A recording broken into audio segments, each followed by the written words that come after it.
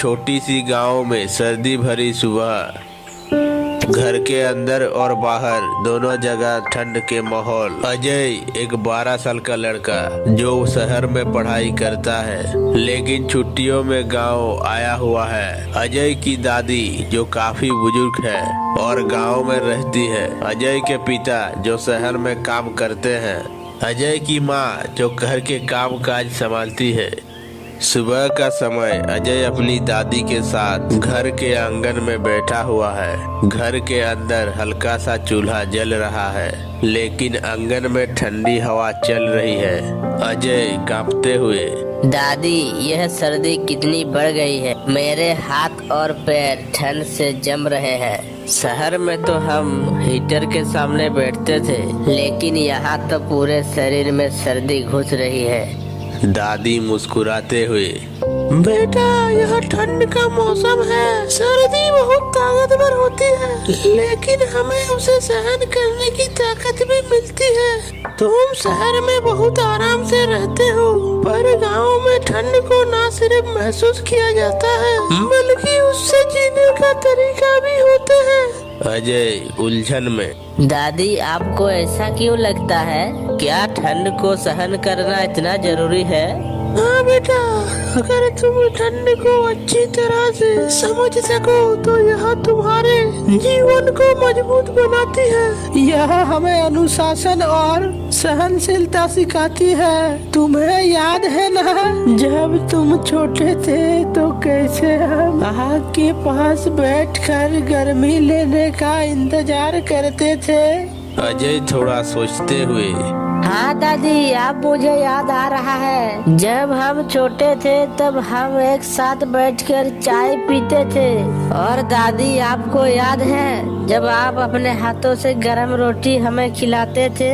अब तो मैं किसी गरम जगह पर बैठना पसंद करता हूँ। दादी नरम आवाज में, हाँ बेटा, अब तुम्हें आराम की आदत हो गई है लेकिन सर्दी का एक राज है बेटा। जब ठंड बर्फ की तरह गिरती है तो उसका हर एक कण हमें भीतर से मजबूत बनाता है। यह सर्दी को भी चुनौती देती है। ऐसे मौसम में अगर हम बाहर काम करते हैं तो हमें अपनी ताकत का एहसास होता है।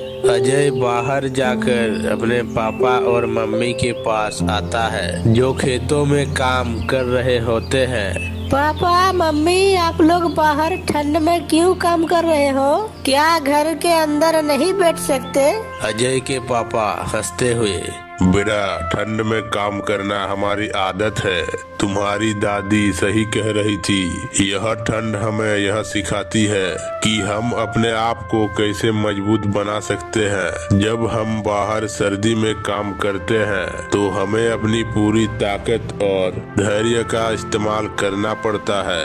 अजय की मम्मी हंसते हुए, और ठंड के मौसम में खेतों में हमें काम करना यह सिखाता है कि जीवन में कठिनाइयों का कैसे सामना किया जाए। यहाँ काम करने से न सिर्फ शरीर मजबूत होता है बल्कि मन भी मजबूत होता है। अजय थोड़ा समझते हुए, तो ठंड को सहन करने का मतलब सिर्फ शरीर से ही नहीं बल्कि मन से भी है।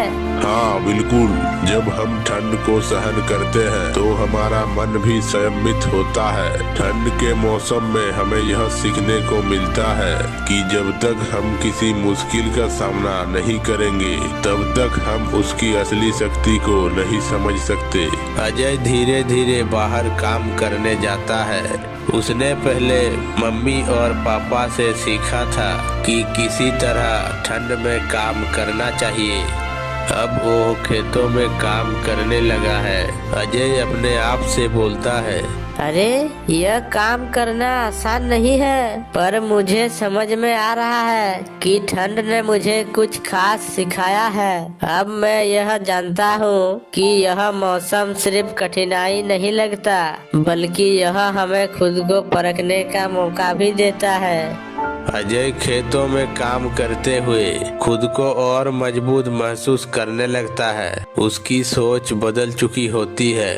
रात का समय अजय फिर से अपनी दादी के पास बैठा होता है। घर के अंदर चूल्हा जल रहा है और उसकी दादी उसे गर्म रोटियां खिला रही है। दादी, आज हमने सर्दी का असली मतलब समझा। जब तक हम खुद को ठंड में ना डालें, हम यह नहीं समझ सकते कि यह हमारे जीवन के लिए कितना महत्वपूर्ण होता है। सर्दी हमें सिखाती है कि अगर हम हर चुनौती का सामना करें तो हम अपने जीवन में कहीं से भी मजबूत बन सकते हैं। दादी संतुष्ट होकर, हाँ बेटा, तुम अब समझ गए हो।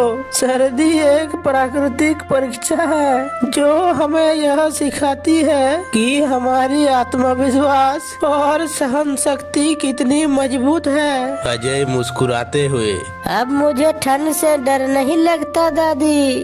अब मैं इसे अपने दोस्त की तरह महसूस करता हूँ। कहानी खत्म होती है। अजय और उसकी दादी चूल्हे के पास बैठकर गरम रोटियों का स्वाद ले रहे होते हैं।